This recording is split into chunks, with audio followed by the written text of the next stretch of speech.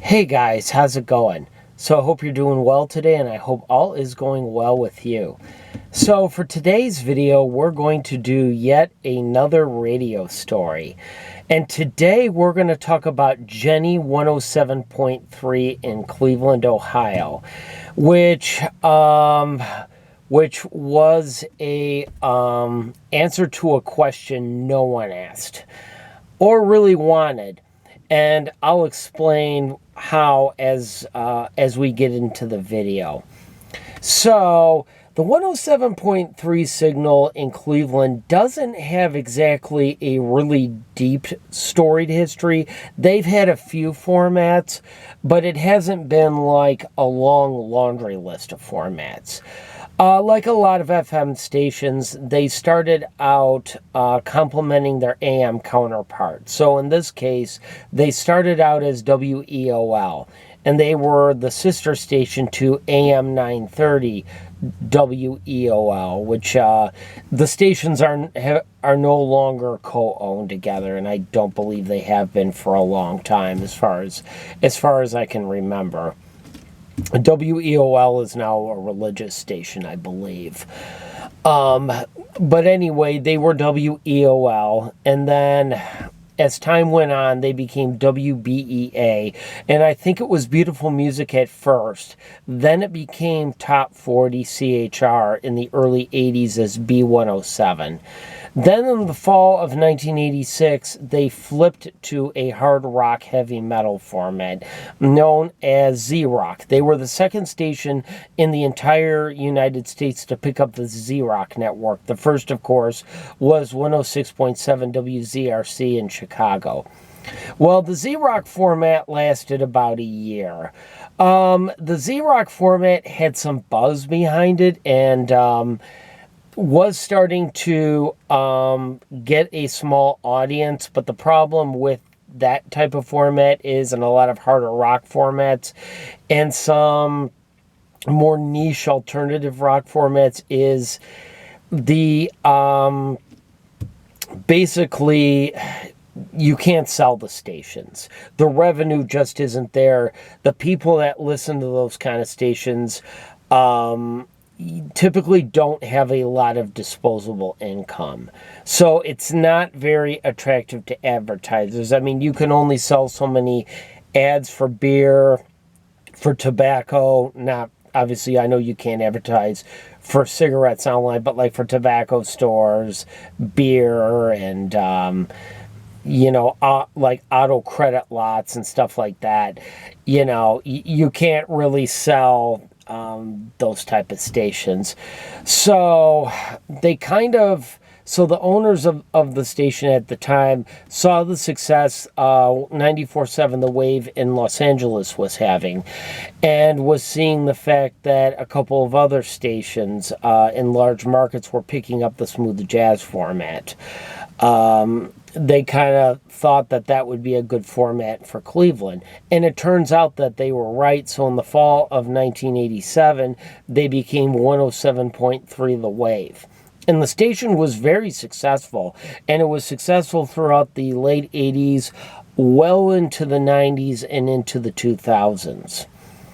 Well, the station kind of hit some hard times because of because of the 2008 economic meltdown, and the fact that the smooth jazz format was starting to have trouble at the time, because they started changing the way how they measured audiences, like with ratings and with who's listening and whatnot. And the audience for the smooth jazz format was typically people over 55 and to retirees. And that's not exactly the most attractive demo you want to go for in terms of selling ads and stuff like that. So the station flipped to adult alternative, first as Boom 107.3.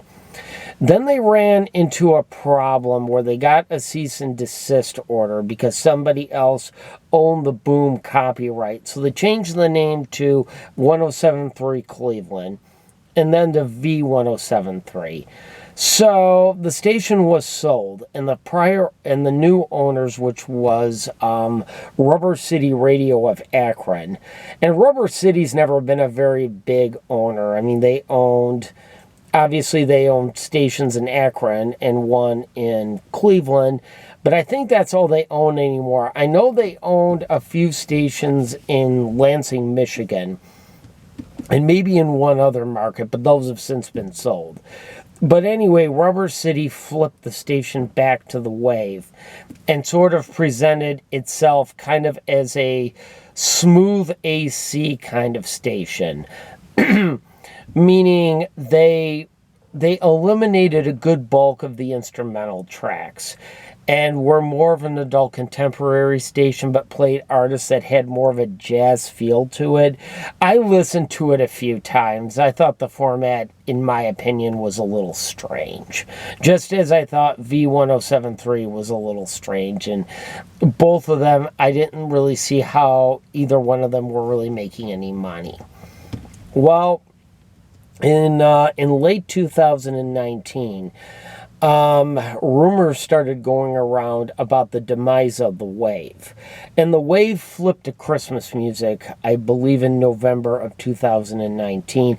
And I actually have a little bit of that on this channel, and it's some of my really old videos, but if you want to go ahead and look it up, go look it up.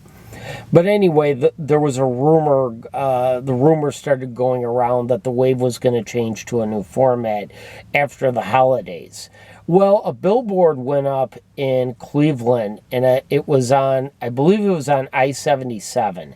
And I don't know if there were any others or if there was just one, but the billboard said, "Who is Jeny?" spelled Jeny.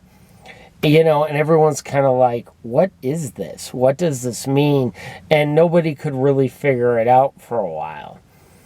Well, right after Christmas, the wave was dumped. And 1073 started simulcasting 94.9 from Akron. And they simulcasted the station for a couple of days, I believe. So clearly something was up here. Clearly the wave was gone. Well, a few days later, Cleveland found out what that billboard meant, because it was kind of cryptic, and they're like, who is Jeny? Well, it was actually Rubber City Radio put that billboard up to launch a new format. Then 107.3 flipped to Jeny 107.3. And the Jeny wasn't an actual person. Jeny meant Generation Y or millennials. I kind of had to think about that for a minute, because I'm thinking, okay, Generation Y. That would be, I was like, oh, millennials. The whole thing just caught me off guard. But anyway, Jeny 107.3 launched. And they launched with a modern adult contemporary format geared towards millennial women. And I remember listening to the station, and they played a very odd mix of music. They played some more mainstream acts like Maroon 5 and like Avril Lavigne and Kelly Clark. I believe Kelly Clarkson and some stuff like that. But they played a lot of obscure artists and a lot of artists that I don't think really get a ton of radio play.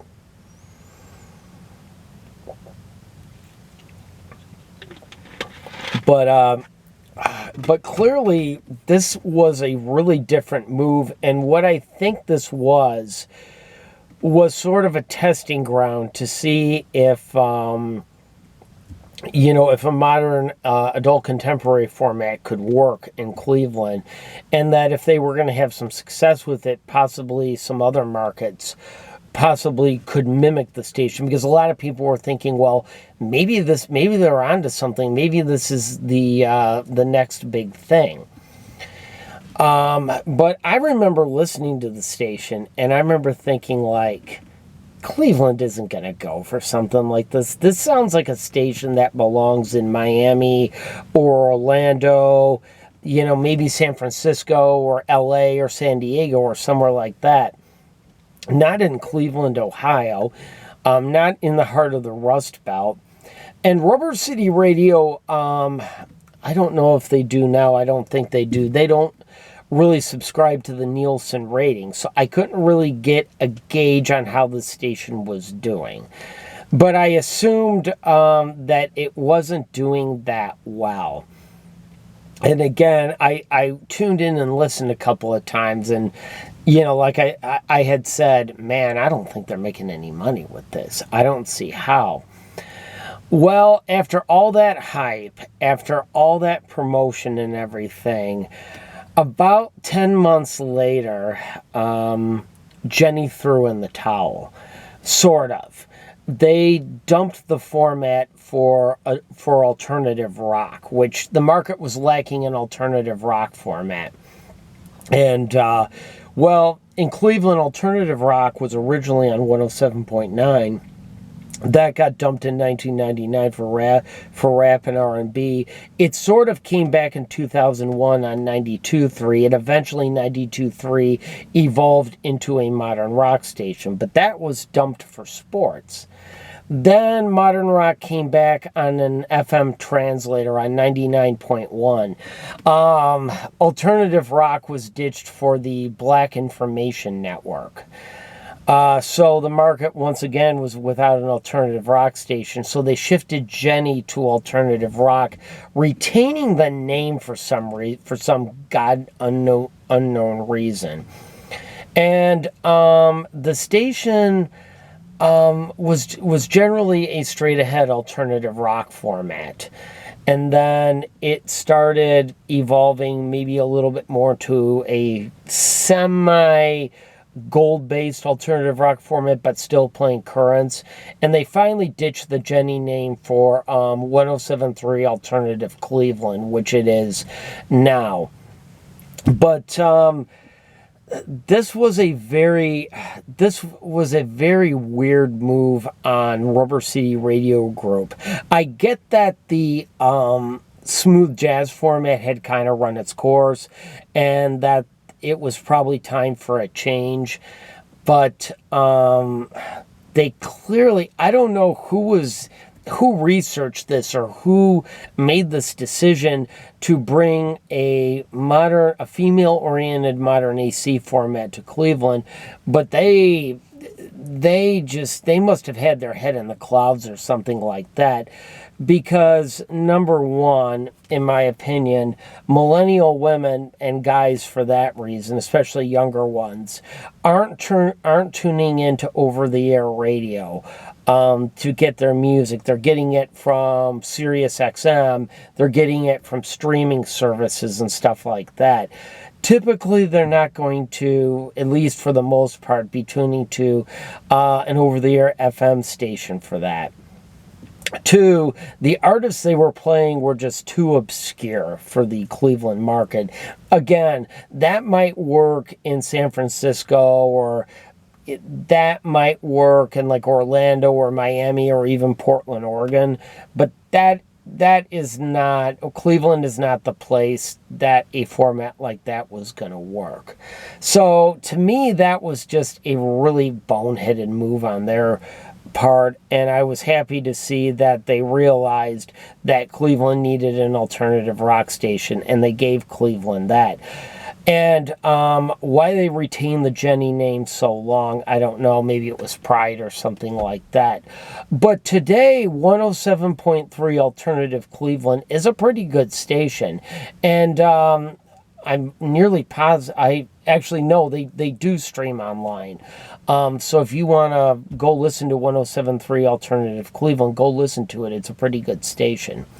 Well, guys, that's going to do it for me. I want to thank you so much for watching. Be sure to hit that subscribe button if you haven't done so already. And as always, guys, have a great rest of your day.